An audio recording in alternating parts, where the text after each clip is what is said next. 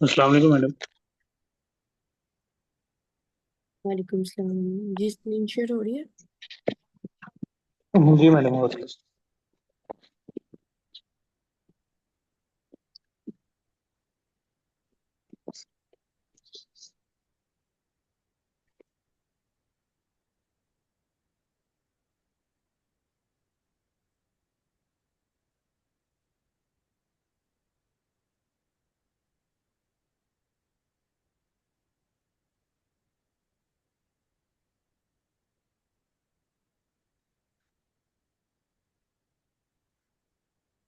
ये क्या लिखा है आपने? हाँ, ये मैडम आपने मुझे वो what last is time what? इसका करवाया था ना। What is what? जी जी। जी जी।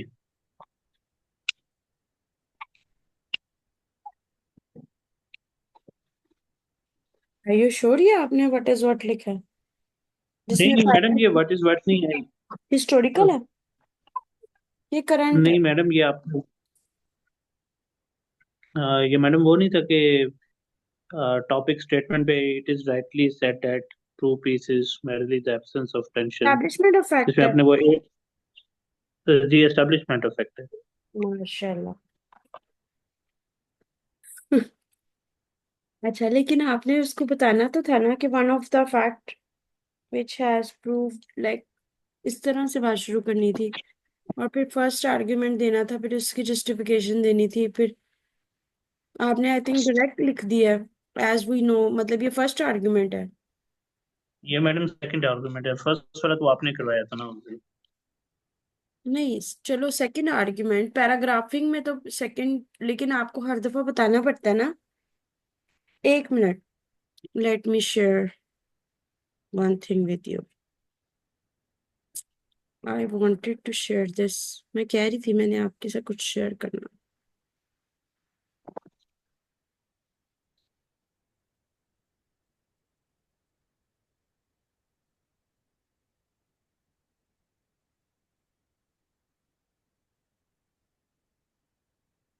चेक।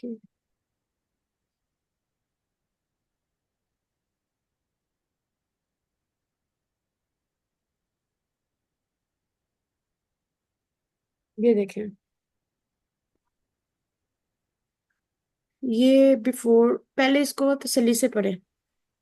मैं इस पैराग्राफ को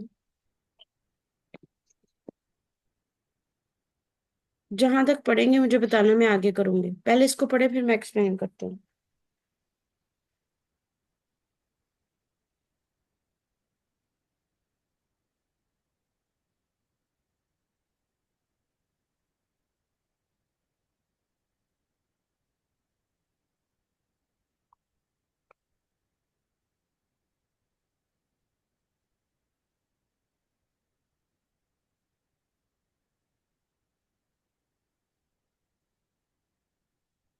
मैडम ये हो गया।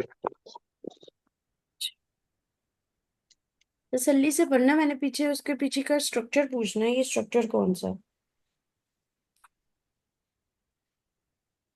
ठीक है।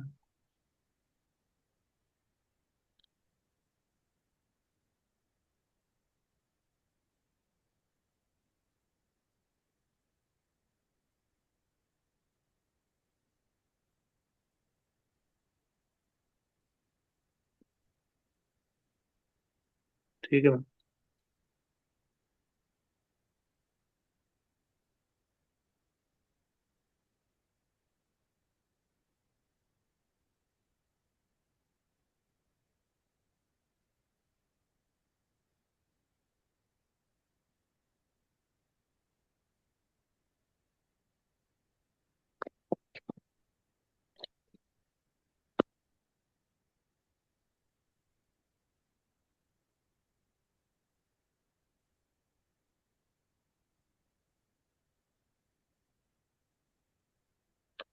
ठीक है मैम।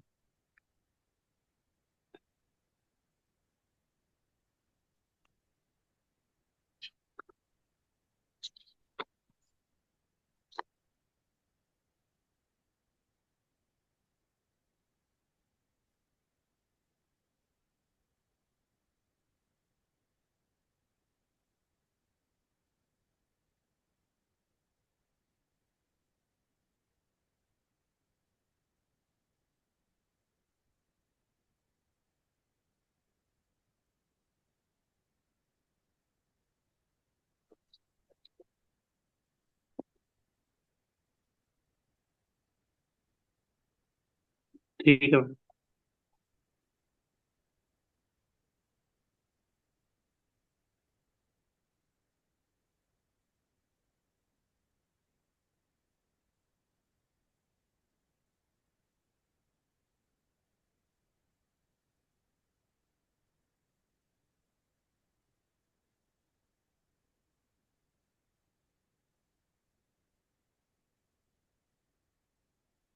जी मैडम।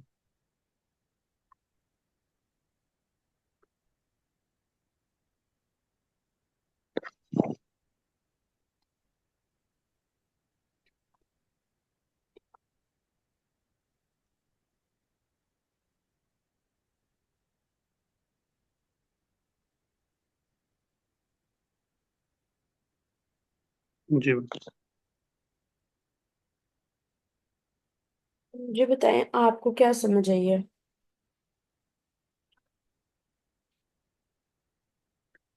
मैडम ये उसी तरह है जैसे आपने मुझे बताया था कि पहले आर्गुमेंट्स हैं तीन, हम्म, और उसके बाद उसकी जस्टिफिकेशन में कुछ में एग्जांपल्स हैं और कुछ में स्टैटिस्टिक्स हैं इसके। और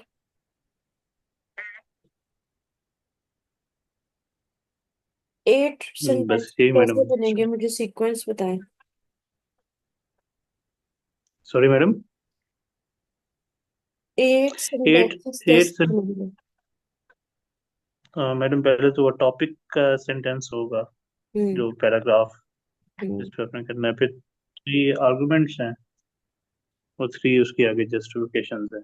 नहीं ऐसे नहीं, हर आर्गुमेंट की क्या अपनी। लिखूं सेकंड लाइन में, किस बारे में लिखूं। मैडम उसके कोई आर्गुमेंट होगा ना जिसपे जो मेरा टॉपिक का सेंटेंस होगा ना। और मैं जस्टिफाई कैसे करूं, जस्टिफाई के कौन से बेस हैं।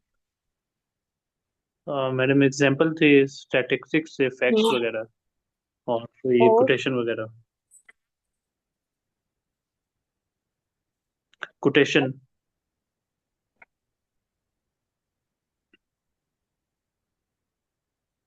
देखिए अरसलान मेरी बात सुनो।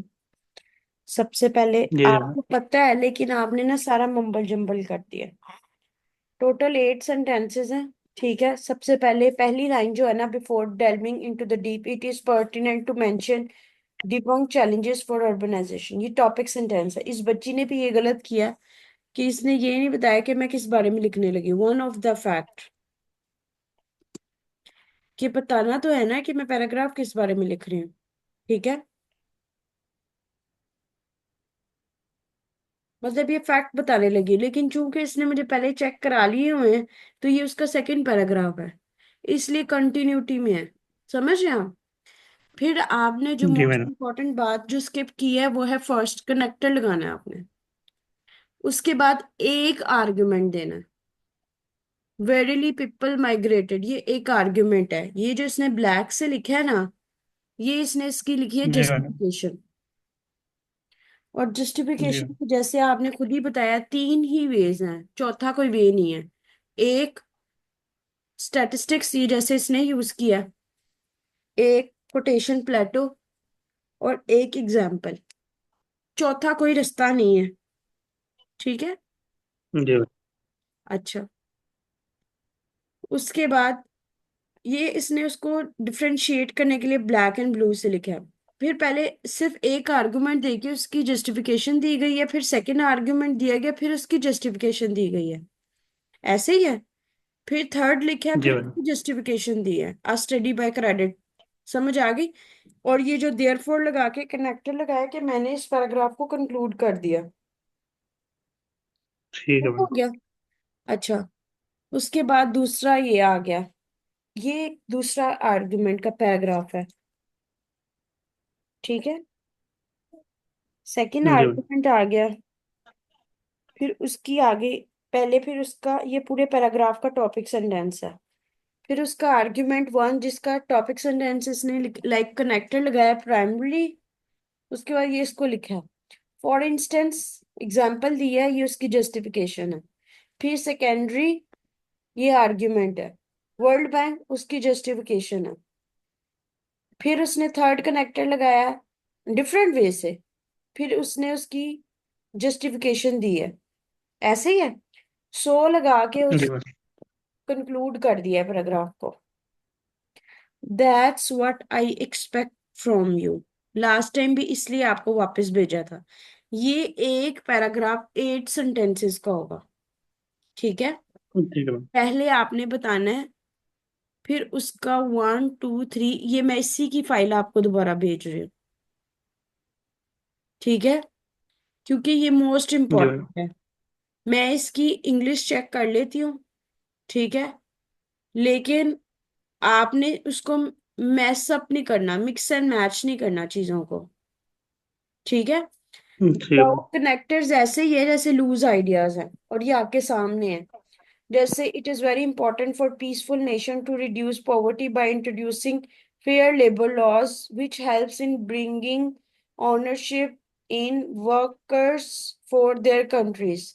एक तो सेंटेंस बहुत लॉन्ग है, एक्स्ट्रा स्ट्रेस है। दूसरा, कोई सर पैर नहीं है, कोई कनेक्टर नहीं है, मुझे नहीं पता ऐसे किस बारे में, मुझे नहीं पता फैक्ट क्या लिख रहे हो मुझे। देखिए, हर चीज की कनेक्टिविटी होती है। मुझे जब टॉपिक सेंटेंस में ही पता लगेगा, मैंने इन द मिडल ऑफ ऐसे पढ़ना शुरू कर दिया मिसाल के तौर पे। एग्जामिनर ने तो सीक्वेंस से नहीं पढ़ना ना, उसने इन द जी मिडल मैडम। पढ़ना शुरू कर दिया। तो उसको पता होना चाहिए कि ये आपने फैक्ट लिखा है और ये उसका कनेक्टर है, ये ऐसे था, उसका ये फैक्ट निकला है, और आपने उसको ऐसे जस्टिफाई किया। ठीक है मैडम। पॉइंट। जी जी मैडम, ये फिर ना मुझे जरा काइंडली बता दें। आपने जो ऐसे में पैराग्राफिंग के लिए जो फैक्ट लिखे थे ना, जी आपने जी मैडम। उसके स्टार्ट में लिख देना another fact which has proved that, comma. बाकी बात यही होगी, मैं आपके लिए लिख भी देती हूँ इधर, ताकि आपको किसी, मैडम ये, मैं लिख रही हूँ, जी जी, मैं लिख रही हूँ। मैडम वैसे इसका मैं आपको बता देता हूँ, इसका ये था कि individuals feel secure and valued when their rights are reserved. तो ये प्रोटेक्टेड इस ऊपर वाले का था। और ये नीचे वाला है ना, it reduces poverty by introducing fair labour laws, equitable wealth distribution and access to opportunities. ये इसका फैक्ट है जिसका ये पैराग्राफ लिखा था। इसका अच्छा, मुझे बस अब कहनी थोड़ा सा बता लेकिन दें। अच्छा मेरी बात सुने, जब तक आप टॉपिक सेंटेंस नहीं लिखेंगे एग्जामिनर को नहीं बता सकेंगे। दूसरा, चलो फॉर इंस्टेंस उस लाइन को मैं इग्नोर भी कर दूं कि आपने ज्यूम किया कि मैंने आउटलाइन में लिख दिया तो रिपीट नहीं किया, ऐसे ही है। तो जी फिर मैडम। आपने इसमें भी जी तो जी मैडम। factors नहीं लगाए ना, फर्स्ट आर्ग्यूमेंट क्या है उसकी क्या जस्टिफिकेशन, सेकंड आर्ग्यूमेंट क्या है उसकी क्या जस्टिफिकेशन। ये जो इजी इजी लिखा हुआ है ना, एक तो आई ही होता है, इजी नहीं होता। ठीक है मैडम। और अगर इजी लिखना भी तो ई छोटा लिखे फिर, वैसे ये लिखने का वे है। ठीक है मैडम। फॉर इंस्टेंस है, फॉर एग्जाम्पल है, ठीक है। बेहतर ये है कि जो आपको, जैसे डिफरेंशिएट इस बच्ची ने किया है ना, अगर स्टार्टिंग में आपको प्रॉब्लम हो रही है, क्योंकि ये काफी बच्चों के यही मिस्टेक है, और ये फिर आप खुद ही उसको एफ को कैपिटल कर रहे हो, fair labour laws, free education. अब आपने एक बैलेंस रखना है, एक में एग्जाम्पल दे दिया, एक में कोटेशन दे, एक में स्टैटिस्टिक्स दे। अभी तो आपने देख के लिखना ठीक है है। ना, चलो एग्जाम में नहीं आता होगा तो वो एक अदर स्टोरी है। मैं इस बच्ची का काम आपको भेज रही हूँ, आपने इसको सामने रखना है, कनेक्टर लगाने हैं। कनेक्टर्स की वजह के बगैर आपको ऐसे ही है जैसे जैसे असेंबली में हमें नहीं ना पता होता था स्कूल में, पाक सरजमीन शाद बात, पता नहीं हम खुद ही क्या क्या खुद ही पढ़ी जाते थे, ना कोई रुकते थे ना कोई कुछ, हम्म। नेचुरल पॉजेस भी नहीं लेते थे क्योंकि पता नहीं होता था। तो ये आपकी राइटिंग भी ऐसे ही है मेरे लिए, पाक सरजमीन शाद बात के मुझे नहीं पता सही कहाँ से शुरू हो रहा है कहाँ पे खत्म हो रहा है, और उस एक एक एक्स्ट्रा लॉन्ग सेंटेंस और एक जस्टिफिकेशन बहुत छोटी है। यहाँ कोई एक्स्ट्रा कोई लाइक रिदम नहीं है, कनेक्टर लगा लेंगे, बातें यही हैं, बातें नहीं ठीक कर, है मैडम। बातें ठीक है, लेकिन फिर वो एग्जाम में अगर वो नहीं होगी, अभी इस बच्ची ने ये सही किया, इसको फिर मैंने दोबारा वापस भेजा है। तो ये मोस्ट इम्पोर्टेंट पार्ट है, इसको बॉडी पार्ट है, इसके आर्गुमेंट्स के बगैर कोई फायदा नहीं है। So you need focus on madam it. ये कहनी जरा मुझे इस पे लिख दें जो मैंने अभी आपको बताया ना, कि मुझे थोड़ा सा भी आइडिया हो जाएगा। Another fact which has proved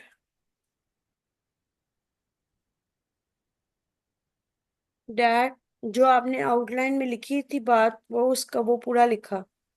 ठीक है, अब आपने लगाना है ठीक first comma. It is important for peaceful nation to reduce poverty by introducing which helps in make short sentences। अब यहाँ पे ईजी की बजाय फॉर इंस्टेंस न्यू सेंटेंस शुरू करके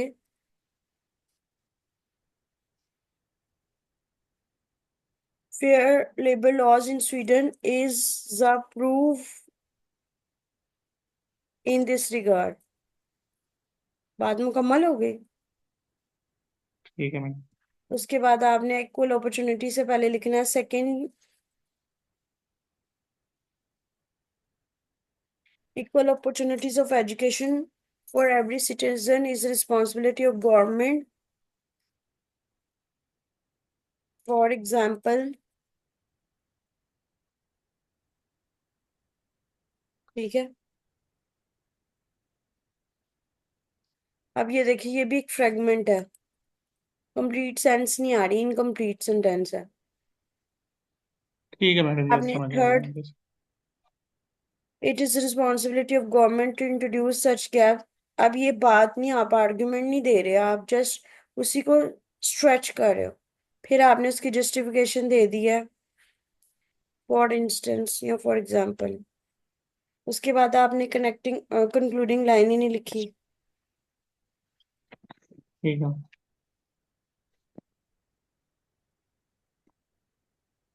जो आपने आर्ग्यूमेंट लिखा है उसको के ये बात मुकम्मल हो गई है। ठीक है, अब समझ आइए। जी मैडम। अब बनेंगे 8 सेंटेंसेस आपके।